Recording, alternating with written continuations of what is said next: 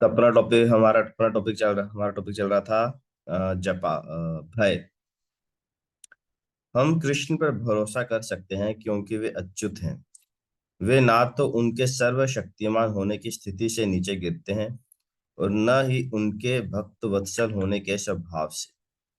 कृष्ण अकस्मात स्वार्थी होकर हमें ठुकरा नहीं देंगे। तथापि कृष्ण हमें हमारे समर्पण के अनुपात में संरक्षण देते हैं। यदि हमें पूर्ण संरक्षण चाहिए तो हमें समर्पण भी पूरी तरह से करना होगा।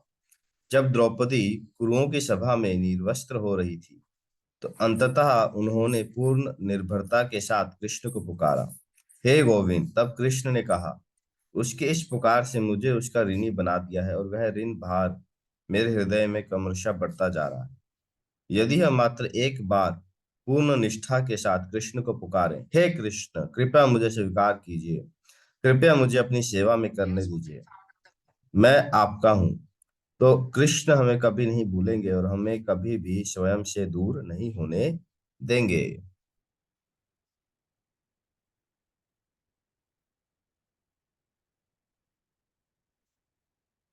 तो यहाँ पर क्या बता रहे हैं कि जो भय है, भय से मुक्ति कब मिलती है? जब हम भगवान को पूर्ण संरक्षण हो जाते हैं, है ना, पूरी तरह से भगवान का आश्रय लेते हैं।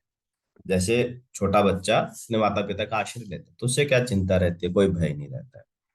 पर भगवान के कितना भय हमारा मुक्त करते हैं, जितनी मात्रा में हम भगवान का आश्रय ले रहे हैं, है ना। अगर हमारा आश्रय 20% है तो 20% ही भगवान हमारी रक्षा करें।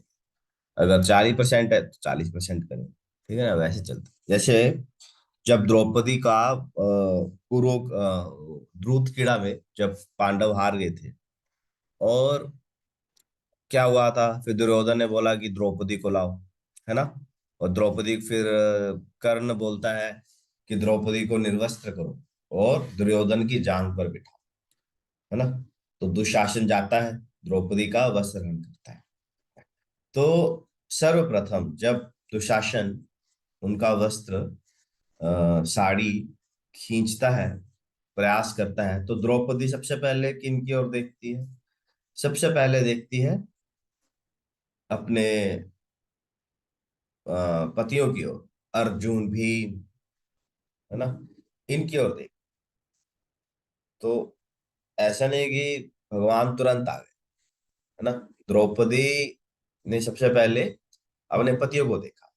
तो उसने देखा कि उसके जितने पांचों पति हैं वो क्रोधित तो हो रहे हैं, बट सब अपना शीश झुकाए बैठे। क्यों? क्योंकि सबके सब अपने आप को हरा दिए हैं, हार चुके हैं, गुलाम बन चुके हैं। फिर उसने, द्रौपदी ने महाराज की ओर देखा, भीष्म पितामह की ओर देखा, द्रोणाचार्य, कृपाचार्य, जो सभा में उपस्थित जितने भी मंत्रीगण, उनकी ओर देखा, बट किसी ने हेल्प नहीं की, है ना। फिर हाँ, फिर द्रौपदी, फिर विदुर और विकर्ण ने हालांकि कटाक्ष तो बहुत किया, बट हेल्प नहीं, है ना। भीष्म पितामह बोले, अरे मैंने प्रतिज्ञा की है, I will always be on the side of king, तो मैं आपकी हेल्प नहीं कर पाऊंगा। और सबके सब कंफ्यूज हो गए, अरे धर्म क्या है ना। सबके सब, वो एक ऐसा सीन था जिसमें सबके सब अपने अपने धर्म से वो समझ ही नहीं पाए कि वास्तविक धर्म क्या है। अपनी प्रतिज्ञा निभाना धर्म है या द्रौपदी की लाज बचाना था? गुलाम हो गए, पतियों को समझ में नहीं आया कि अरे हम गुलाम हो गए हैं तो मेरी पत्नी भी गुलाम हो गई है, जब उसकी मर्यादा बचाना मेरा धर्म है। तो धर्म के जो, धर्म से तथ्य नियत हुआ है, मतलब धर्म के जो तथ्य हैं बहुत ही गहन होते हैं, समझ में नहीं आता धर्म क्या है।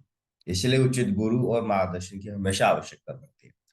फिर द्रौपदी ने देखा जब कोई भी मेरी सभा में मेरी रक्षा नहीं कर रहा है, तो द्रौपदी ने अपने स्वयं के बल से खींचती हुई साड़ी को रोकने का प्रयास किया। बट एक उसके बल से क्या होने वाला है? दूसरी एक तरफ दुशासन, सहस्त्र हाथियों का बल रखने वाला, और दूसरी तरफ से एक अबला नारी, उसने सबसे पहले अपने दोनों हाथों से बचाने का प्रयास किया। कुछ नहीं हुआ। फिर उसने क्या किया? तब भी फिर उसने क्या किया? फिर उसने, वो समझ आ गई यार कि अब मेरे हाथों से तो कुछ होने वाला है नहीं।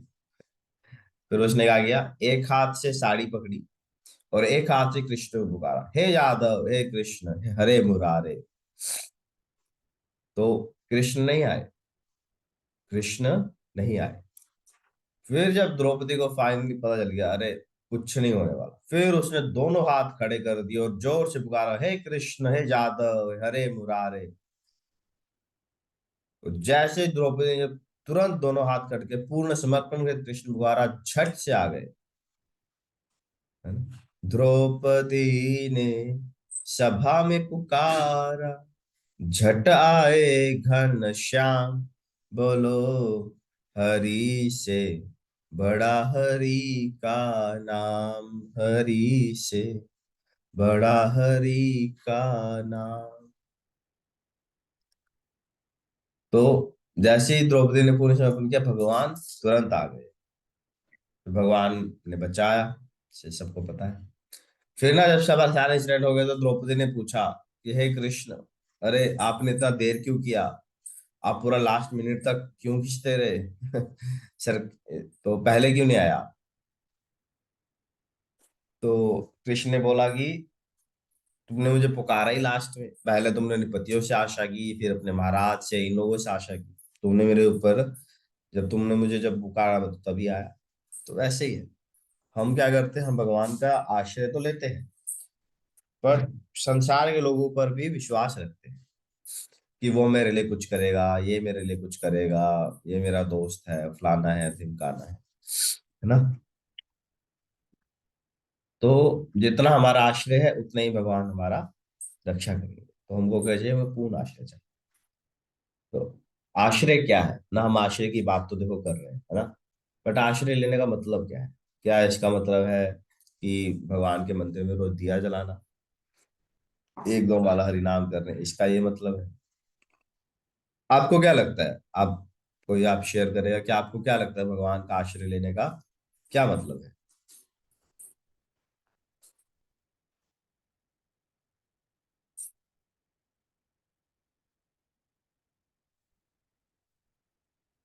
आप लोगों से पूछ रहा हूं मैं, कोई भी थोड़ा आप शेयर कीजिए। भगवान की शरण में जाना मतलब भगवान का आश्रय लेना। वो तो वही बात बोल दी आपने नहीं जैसे मतलब प्रभु जैसे कि प्रभु जी अपने कोई भी काम करें, कार्य करें, तो पहले प्रभु को समर्पित करके करें, तो आश्रय ही हो जाएगा। हाँ बट मतलब ये तो चलो हमारी ये तो बातें हो गई है ना, बट करे कैसे, लेट से आप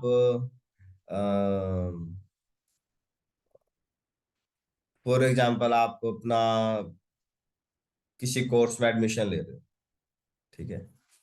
आप अभी थर्ड ईयर में जा रहे हो, आप थर्ड ईयर में एडमिशन ले रहे हो, आपने फॉर्म भरा, उसको कैसे समर्पित करोगे। या फिर लेट से आप कोई नया बिजनेस खोल रहे हो, है ना। या फिर आप लेट से आप दिवाली की शॉपिंग कर रहे हो, है ना। आप घर वाले सब तैयार होके दिवाली की शॉपिंग के लिए गए, चलो हम कुछ ज्वेलरी खरीदते हैं, आज अक्षय तृतीया है, सॉरी धनतेरस है। या फिर चलो हम एक नया एसी लाते हैं घर में, एक नया फ्रिज लेके आते हैं। तो इसको कैसे समर्पित करोगे, मतलब प्रैक्टिकल एक्शन में क्या आएगा।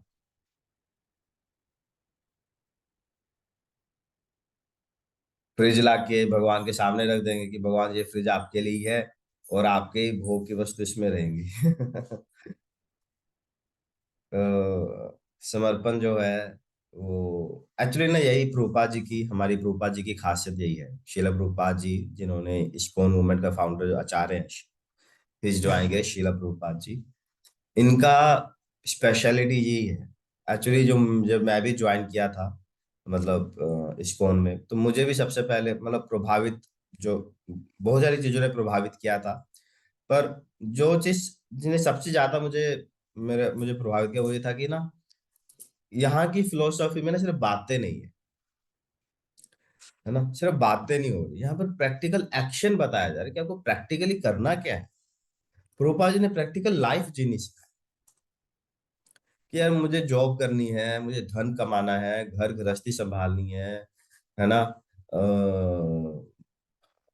हम 24 घंटा मंदिर में नहीं बैठ सकते, 24 घंटा जप नहीं कर सकते, संसार भर के ढेरों चीज है। तो प्रैक्टिकली कृष्ण कॉन्शियस जिया कैसे जाए?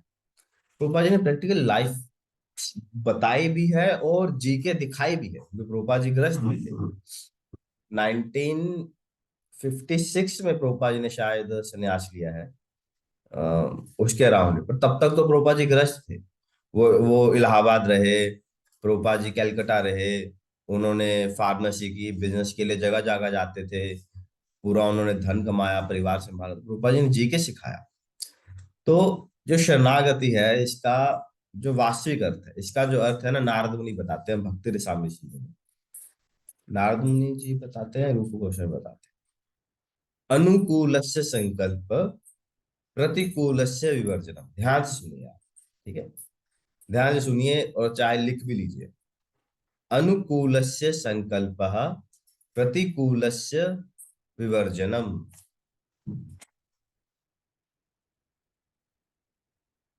क्या मतलब है इसका? जो अनुकूल, अनुकूल मतलब बता, हाँ बताओ। भी जो अनुकूल है वो करना है, और जो प्रतिकूल है उसको छोड़ना है। जैसे कि वो प्याज लहसुन और जो चार नियम है कि क्या बोलते हैं, ABCD है, वो फॉलो करने हैं। और जो जैसे कि है कि मतलब उपराई स्त्री की तरह देखना है, वो व्यसन नहीं करना है। ठीक है, उन चीजों को, प्रतिकूल चीजों को छोड़ना है, ऐसे। यस, सही बताया। तो vote ever is favourable for Krishna, वो हमको एक्सेप्ट करना, वोट एवर इज अनफेवरेबल उससे हमें रिजेक्ट करना। ठीक है? तो कुछ भी ऐसी चीज है जो आपको लगता है इससे मेरी भक्ति बढ़ेगी, तो उसको हमें एक्सेप्ट कर। तो कुछ भी ऐसा लगता है कि मेरी भक्ति कम होगी, उसको हमको रिजेक्ट कर। ठीक है? अनुकूलस्य संकल्पः प्रतिकूलस्य वर्जनम, रक्षस्यति इति विश्वास। भगवान कृष्ण ही एकमात्र हमारे रक्षक हैं, इसके ऊपर पूर्ण विश्वास। ठीक है? जीवन में कोई भी समस्या आए तो सबसे पहले हमें किसके पास जाना है? हमारे ठाकुर जी के पास। रक्षस्यति इति विश्वास। फिर आज चौथा है गोप्तृत्वे वर्णम तथा। गोप्तृत्वे वर्णम प्रभु तथा का अर्थ है अ, प्रभु जी, हाँ, प्रभु जी मैं ऐसे पूछ रहा था, एक सवाल था मेरा। एक सेकंड मुझे आप कह कंप्लीट रहे करने दो। Acceptance of Lord as one's guardian और मास्टर। ठीक है? भगवान को हम अपने मास्टर की तरह एक्सेप्ट करें। ठीक है? भगवान को एक्सेप्ट करने का मतलब क्या है? भगवान के आदेश, यानी भगवान के जो इंस्ट्रक्शंस हैं, यानी भगवत गीता में भगवान ने जो इंस्ट्रक्शंस दिए हैं हमें, उनको एक्सेप्ट। ठीक है? क्योंकि भगवान ऐसे हमारे सपने में आके तो बोलने नहीं वाले कि जय जी अब आप ऐसा मत करो, ऐसा करो। तो भगवत गीता के जो इंस्ट्रक्शंस हैं उनको एक्सेप्ट। आत्म निक्षेप कार्पण्य, दैट मीन्स फुल सरेंडर। आत्म निक्षेप, फुल सरेंडर। षड्विध शरणागति। तो ये क्या है? ये 6 सिम्टम्स ऑफ शरणागति क्या है? अनुकूल से संकल्प, जो फेवरेबल है वो एक्सेप्ट करें। प्रतिकूल से वर्जनम, जो अनफेवरेबल है उसे रिजेक्ट करना है। रक्षति इति विश्वास, भगवान कृष्ण ही हमारे रक्षक हैं, इसके ऊपर पूर्ण विश्वास। गोप्तृत्वे वर्णम तथा, मतलब भगवान को मास्टर की तरह, एक गार्डन की तरह एक्सेप्ट करें। भगवान के साथ हम अपने जो है, क्या बोलते हैं, हार्ट टू हार्ट, भगवान के साथ हम हार्ट खोले, भगवान के साथ जाके अपने दिल की बातें बोले, भगवान को, है ना, प्रार्थना करें भगवान के साथ, भगवान के आदेशों को माने। ठीक है? और आत्म निक्षेप कार्पण्य, यानी भगवान को फुल सरेंडर। तो ये 6 मिनट में, एक सेकेंड, 1 2 3 4 5, एंड छठा है ह्यूमिलिटी। ठीक है? विनम्र है। तो ये है ह्यूमिलिटी। तो ये है 6 सिम्टम्स ऑफ सरेंडर। समझ में आ गए सबको क्या क्या है?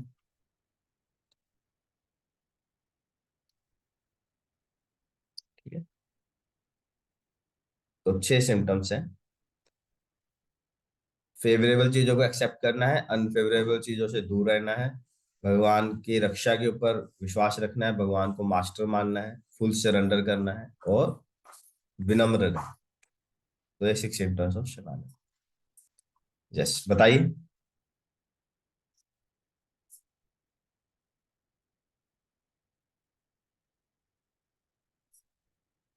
कुछ बोल रहे थे, जय बताइए।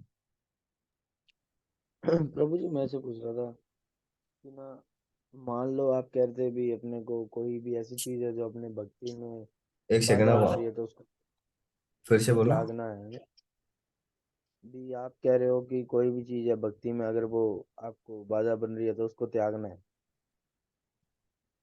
अगर वो हमारी भक्ति के लिए सही नहीं है। हाँ, तो प्रभु जी मान लो कोई इंसान हो, निजी इंसान हो, वही अपनी भक्ति में अड़चन हो, तो फिर अपने क्या कर सकते हैं? अगर मान लो वो ज्यादा ही क्लोज है, अब वो कह रहा कि मतलब होता है कि कई बार हाँ, मैं बहुत समझ ज्यादा गया। कोई क्लोज। वो तो है ही। देखिए, प्रहलाद महाराज थे, प्रहलाद महाराज ही भक्ति कर रहे थे, तो उनके पिता हिरण्यकशिपु तो उन्हें मारना चाहते थे, है ना। उससे ज्यादा क्लोज कौन होगा कि आपका खुद का, आपके फादर ही आपको मार देना चाहते हैं जस्ट बिकॉज क्योंकि आप भक्ति कर रहे हो। इससे बड़ा क्या होगा। तो देखिए, वही वही। चीजों को त्यागना, देखिए उसमें क्या आता है, कैसे त्यागोगे आप। त्याग इस प्रकार से सकते हैं। अगर कोई वस्तु है उसको तो आप त्याग सकते हो, है ना। मान लीजिए किसी की स्मोकिंग की आदत है और वो भक्त बनना चाहता है, तो उसे स्मोकिंग छोड़नी पड़ेगी, है ना। सिगरेट दारू छोड़नी पड़ेगी। ऐसे दोस्त हैं जो आपको गलत रास्ते पे लेके जाते हैं, तो आपको क्या करना पड़ेगा।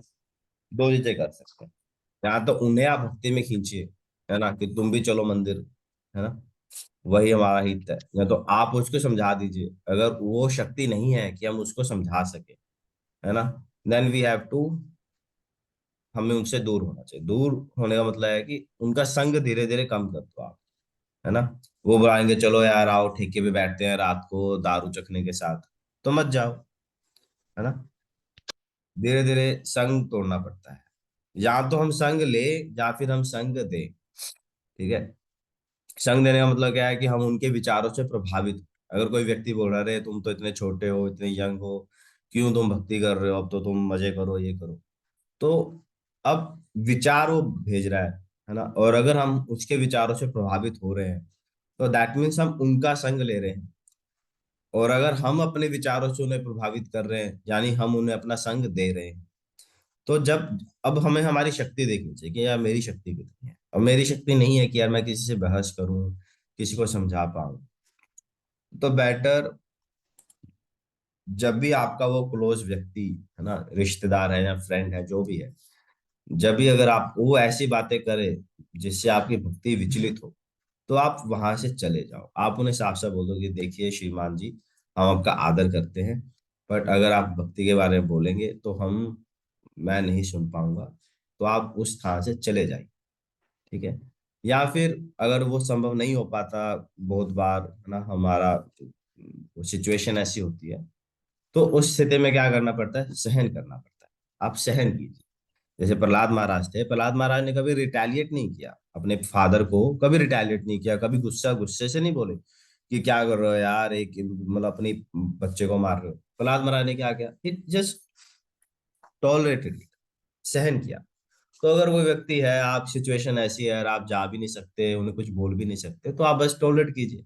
एक कान से सुन के दूसरे कान से निकाल दीजिए, और भगवान से प्रार्थना कीजिए कि भगवान, वो तो अज्ञानी है, अज्ञानता में ऐसा बोल रहे हैं, तो कृपया आप मेरी रक्षा कीजिए कि मेरी जो चेतना है इससे प्रभु प्रभावित ना हो। प्रभु जी मुझे ऐसे लगता है जैसे ना कि पहले इतना वो नहीं था। अब क्या मैं ज्यादा ही सबकी नजरों में आ जाता हूँ मिनट में, मतलब टोकते बहुत है लोग इतना। पहले तो बिल्कुल ही नहीं था, अब तो बहुत ही ज्यादा। जैसे जैसे पता नहीं मैं भक्ति बढ़ रही है तो हो रहा है, या भक्ति में हूं तो हो रहा है, समझ में ही नहीं आ रहा, मतलब क्या ज्यादा ही। ये जो है, ये जो हो रहा है ना, ये स्वाभाविक है। जो भी व्यक्ति भक्ति में आगे बढ़ेगा, देखिए शुरुआत में तो आप मान लो 2 राउंड कर रहा है, 2 राउंड व्यक्ति घर में छुप के कर रहा है, तो लोगों को पता नहीं चल रहा है ना। पर जैसे जैसे आप भक्ति में आगे बढ़ोगे, आपकी माला बढ़ेंगी, आपकी एक्टिविटीज बढ़ेंगी, लोग टोकेंगे। ये तो प्रोसेस है। जब हमने शुरू किया था, हमको भी ढेरों लोगों ने टोका टोका था। पंडित जी बाबा जी कह कह के चिढ़ाते थे। तो ये सब तो सहन करना पड़ता है।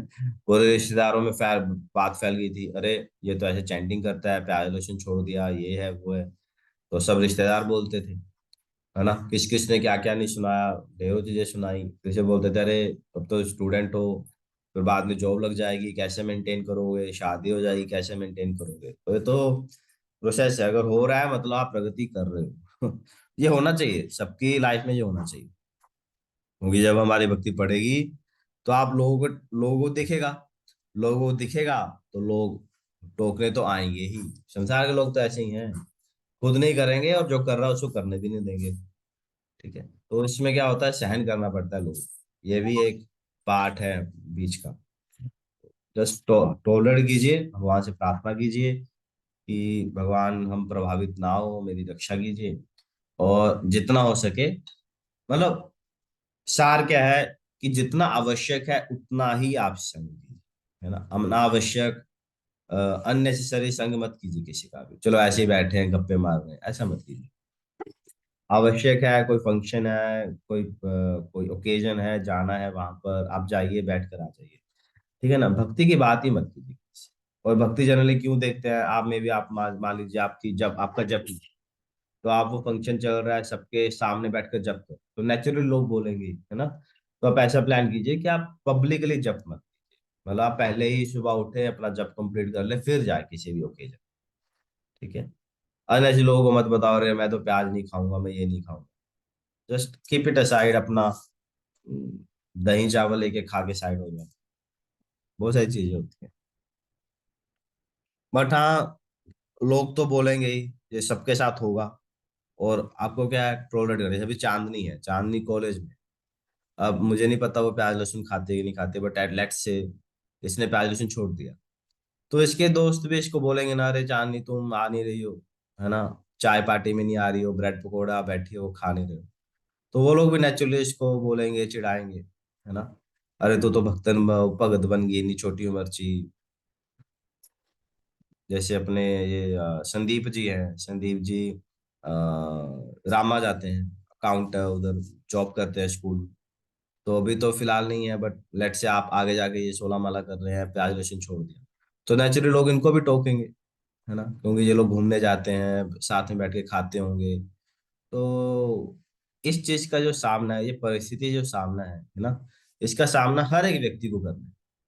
हर एक व्यक्ति के जीवन में ये जो सिचुएशन है, अलग अलग प्रकार से आई, है ना। पंकज है, पंकज भी क्लाइंट से जाता है, मिलता है, तो अलग अलग जगह जाता है ना। अब जे जिस दिन इसने ये निर्णय लिया कि चलो मैं भी अब 16 माला करूंगा, प्याज लहसुन छोड़ दूंगा, भोग लगा के खाऊंगा, तो फिर आप कैसे मैनेज करोगे कि आप क्लाइंट के साथ बैठे हो।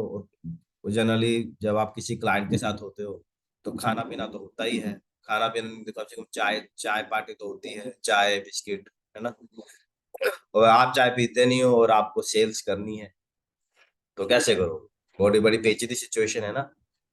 और अब ये सब मैं बोल रहा हूँ, ये सब चीजों से आप डर के पीछे मत हट जाना भक्ति से। कि छोड़ो यार, तो आगे तो पंगा बड़ा पड़ जाएगा। नहीं, ये पार्ट, है ना, डरना नहीं है। तो वैसे तो ऐसा है कि वो मतलब सारों मतलब अपने को पता है भाई सारी दुनिया कृष्ण पर आश्रित है, पर फिर भी ये कृष्ण की भक्ति मतलब भक्ति कोई करता क्यों नहीं है, मतलब पार्टनर नहीं मिलते। तो आप देखो, मेरे को तो आप जमा। आप बाजार में जाओ, दिवाली है, दिवाली का आने वाली है, आप बाजार में जाओ, है ना। बाजार में देखो, वो पटाखों की दुकानें होती हैं, है ना, उसमें कितनी भीड़ होती है पटाखों की दुकानों पे। आजकल तो बैन करते जा रहे हैं, है ना। फिर आप थोड़ा आगे जाओ, वो दिए मिलते हैं और पेंटिंग्स मिलती हैं छोटी छोटी, तो उनकी दुकानों पे कितनी भीड़ होती है। ठीक है, फिर आप थोड़ा आगे जाओ, थोड़ा डेकोरेटिव आइटम्स की लाइटों वाली दुकानें आएंगी, सब अपने घरों पे एलईडी जलाते हैं, तो उसकी दुकानों में बड़ी भीड़ होती है ना। फिर आप आगे जाओ, आगे जाके मान लो ये ज्वेलरी की दुकान आ रही है, तेरा सा है, सोने की दुकान है, सोने की दुकान पे आपको कितनी भीड़ मिलेगी, बताओ। उनसे उनसे कम मिलेगी। वहां सोने में कम मिलेगी। और सोने की दुकान भी मान लो आप चले गए, आगे जाके डायमंड की दुकान है, डायमंड की दुकान पे कितनी भीड़ मिलेगी। दो बंदे बैठे होंगे आराम से दिवाली वाले दिन तो एक दो ही होंगे। डायमंड की दुकान पे कम होंगे ना। वही बात है, हाँ। ये जो भक्ति है ना, भक्ति इज लाइक ए डायमंड। तो डायमंड हर कोई, हर किसी के खरीदने की बात की योग्यता ही नहीं है हर किसी के पास। तो इसलिए भक्ति का जो प्रोसेस है वहां पर ज्यादा लोग नहीं रहेंगे। इवन हम प्रोग्राम करते हैं, डिवाइस करते हैं, मतलब नए नए प्रोग्राम लॉन्च करते हैं, तो शुरुआत में तो 200-300 लोग आते हैं, बट वो धीरे धीरे 200 के बाद एंड में 15 लोग ही रह जाते हैं। तो भक्ति बहुत डायमंड है, और डायमंड हर कोई व्यक्ति नहीं खरीद पाता है। किसी को चाहिए भी नहीं ना भक्ति, बहुत कम लोग हैं जिनको भक्ति चाहिए। हालांकि हमारा प्रयास तो रहता है, but ऐसा ही है, हर कोई नहीं ले पाता, क्योंकि हर व्यक्ति अपनी एक आगे बढ़ रहा है एक पथ से। जैसे कोई लोग भी माता के भक्त हैं, वो माता की भक्ति करेंगे, फिर अगले जन्म में थोड़ा एलिवेट हो जाएंगे तो गणेश जी की भक्ति करेंगे, फिर अगले गणेश जी की भक्ति में पूरा जन्म जीवन निकाल दिया, फिर गणेश जी की भक्ति से प्रमोट होकर वो भगवान शिव की भक्ति करेंगे, फिर भगवान शिव की वो भक्ति में पूरा जन्म निकाल दिया, फिर जाके वो कृष्ण भक्ति में आएंगे। पर आप तो लोग डायरेक्ट कृष्ण भक्ति में हो, मतलब आप हम सब लोग ये सब चीजें कर चुके हैं। तो भगवान कृष्ण वो की नहीं सर, वो क्या। प्रभु जी, वो महाराज है एक, वो बता रहे थे, कहते ना कि भगवान आपको कभी भी पैसा नहीं देते, क्योंकि भगवान नहीं चाहते कि आप मोह माया में फंसो। भगवान आपको अगर देंगे ना कुछ, तो सिर्फ भक्ति देंगे, और भक्ति के अलावा कुछ नहीं देंगे। अगर किसी को भक्ति मिली है या भक्ति वो कर रहा है, तो उसको भगवान से साक्षात कुछ चीज मिली है।